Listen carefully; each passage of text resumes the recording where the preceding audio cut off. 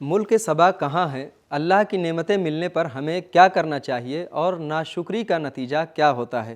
آئیے جانتے ہیں سوالوں کے جوابات کے بارے میں ہمارے آج کے اس ایپیسوڈ میں۔ بسم اللہ الرحمن الرحیم۔ محترم ناظرین، سلام علیکم۔ سبیل قرآن کے اس تفسیری پروگرام میں ایک بار پھر آپ کو خوش آمدید کہتے ہیں۔ آج آپ کے سامنے سورہ سبا کی آیت نمبر 15 اور 16 کی تفسیر لے کر حاضر ہوئے ہیں۔ تو آئیے سب سے پہلے سورہ کی آیت نمبر 15 کی تلاوت کو اس کے ترجمے کے ساتھ غور سے سنتے ہیں۔ كتاب أنزلناه إليك مبارك ليدبروا آياته وليتذكر أولو الألباب بسم الله الرحمن الرحيم لقد كان لسبإ في مسكنهم آية جنتان عن يمين وشمال كلوا من رزق ربكم واشكروا له بلدة طيبة ورب غفور۔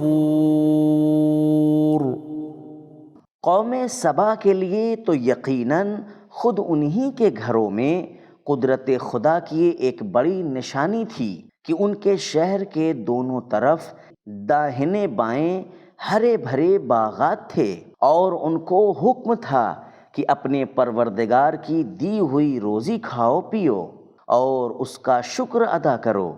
دنیا میں ایسا پاکیزہ شہر اور آخرت میں پروردگار سا بخشنے والا۔ تلاوت اور ترجمے کو سن لینے کے بعد اب آئیے اس آیت کے نکات کو بھی غور سے سن لیتے ہیں۔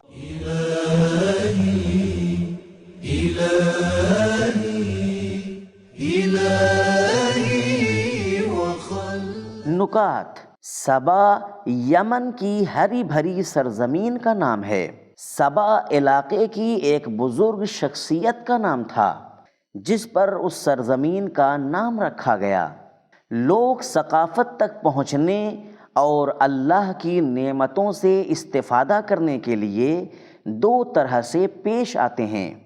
کچھ لوگ جناب سلیمان کی طرح تمام قدرتوں کے مالک ہونے کے باوجود اللہ سے شکر ادا کرنے کی توفیق مانگتے ہیں۔ کچھ لوگ قوم سبا کی طرح صاف و پاک اور دل نشین شہر پانے کے باوجود کفر اختیار کرتے ہیں۔ قرآن مجید میں جہاں بھی کھانے کا تذکرہ آیا ہے وہاں ذمہ داری بھی آئی ہے۔ کلو وشکرو، سورہ بقرہ آیت نمبر 172۔ فکلو اطعمو، سورہ حج آیت نمبر 28۔ کلو وعملو صالحا، سورہ مومنون آیت نمبر 51۔ کلو لا تسرفو، سورہ اعراف آیت نمبر 31۔ نکات کو سن لینے کے بعد اب آئیے آیت نمبر 15 میں موجودہ پیغامات کو بھی غور سے سنتے ہیں۔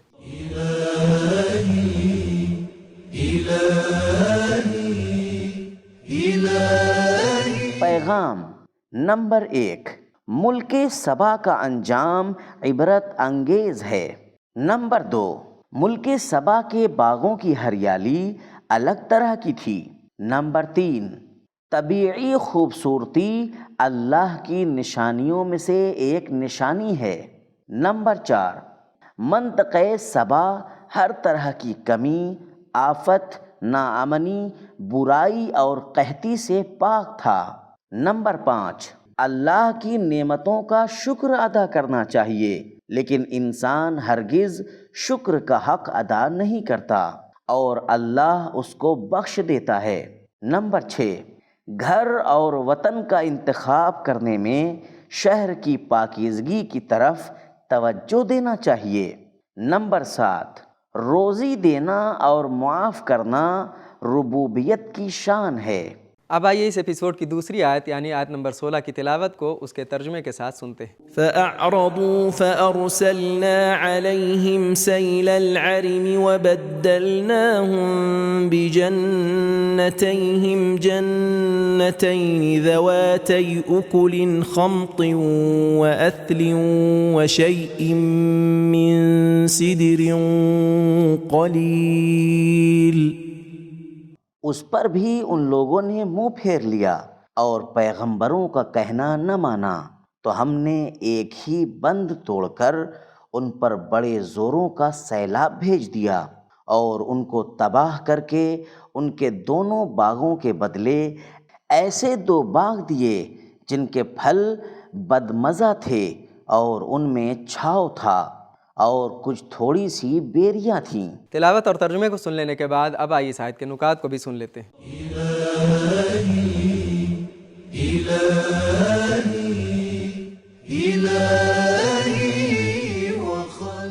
نکات، عرم کا معنی تشدد ہے اور سیل العرم کا معنی بنیادیں اکھاڑ دینے والا سیلاب ہے یا باندھ کے معنی میں ہے جس کے ٹوٹنے سے سیلاب آتا ہے۔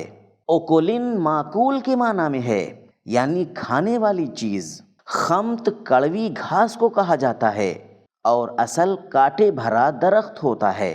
قرآن مجید میں کئی بار لوگوں کے منہ پھیر لینے کا ذکر آیا ہے، کبھی اللہ کے ذکر سے منہ پھیرنا۔ وَمَنْ أَعْرَضَ عَنْ ذِكْرِي سورہ طٰہٰ آیت نمبر 124، کبھی اللہ کی آیتوں سے منہ پھیرنا۔ وَإِن يَرَوْا آیَةً يُعْرِضُوا سورہ قمر آیت نمبر 2، کبھی اللہ کی نعمتوں سے منہ پھیرنا۔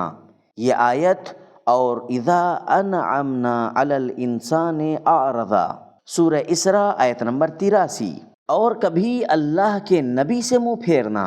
هو نبأ عظیم انتم عنہ معرضون سورہ صاد آیت نمبر 67 آیت نمبر 68۔ نکات کو سن لینے کے بعد اب آئیے اس آیت میں موجودہ پیغامات کو بھی غور سے سنتے ہیں۔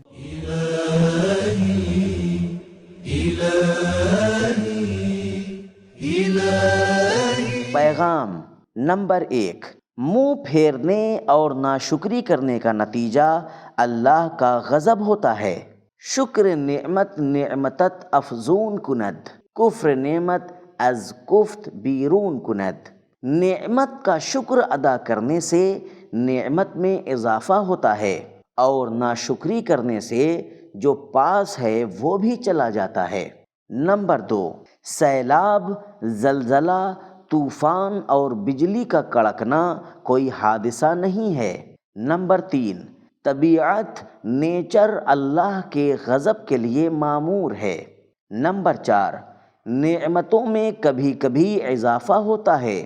فی کل سنبلۃ مئۃ حبہ سورہ بقرہ آیت نمبر 261، کبھی کمی ہوتی ہے۔